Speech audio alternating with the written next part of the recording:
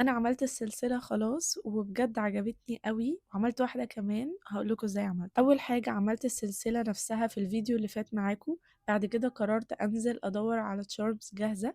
أنتم بصراحة حيرتوني أكتر، حبّة كتير قالوا لي أختار، وحبّة كتير قالوا لي أعملها بإيدي، بس أنا اخترت الأسهل بصراحة، مع إن أنا أختار charms ما كانش أسهل حاجة، ومش سهل أوي إن أنا ألاقي حاجة عجبتني فعلًا، واللي جبتهم كمان كنت محتارة أوي وجبت واحد من حتة وواحد من حتة. المهم كان في منهم المسمار بتاعهم silver، وأنا السلسلة عملناها مع بعض gold، فجبت مسامير gold وبدأنا نبدلهم كده مع بعض. وبما إن السلسلة كنت جايباها كلها متر تقريبا ب35 جنيه أو 40 جنيه، عملت لي 3 سلاسل، فجبت charms بزيادة وقلت هعمل 3 منهم 2 بتشارمز وواحدة سادة. بعد ما غيرت المسامير أو الحلقات اللي هي سيلفر وخليتها جولد، بدأت بقى أرتب الأشكال مع بعض. كان عاجبني إن أنا أعمل واحدة أشكال اللي هي رفيعة خالص وفيها حاجات كتير جولد، وواحدة تانية اللي هي على اليمين دي اللي هي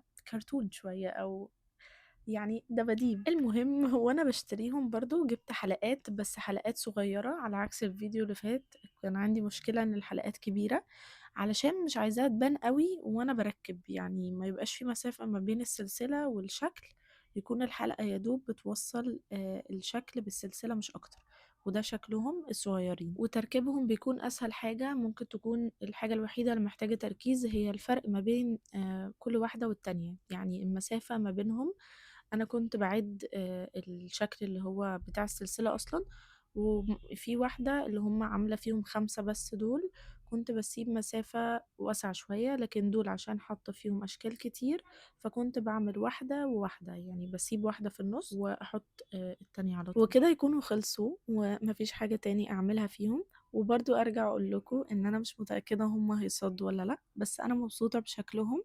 فكده عندي واحدة سادة خالص، وواحدة فيها الأشكال اللي هي زي ما قُلت لكم دباديب، وواحدة تانية اللي فيها بقى الأشكال الجولد وكده. كنت بافكّر إن أنا أعمل بالclay حتى بعد ما أعمل الفيديو ده، بس بعد ما خلّصتهم حسّيت إن خلاص ده الشكل تقريبًا اللي أنا عايزاه، ومعايا 3 أشكال، فخلاص كده عاجبينّي أوي، أوي، ومبسوطة بيهم أوي بجد، وبس كده.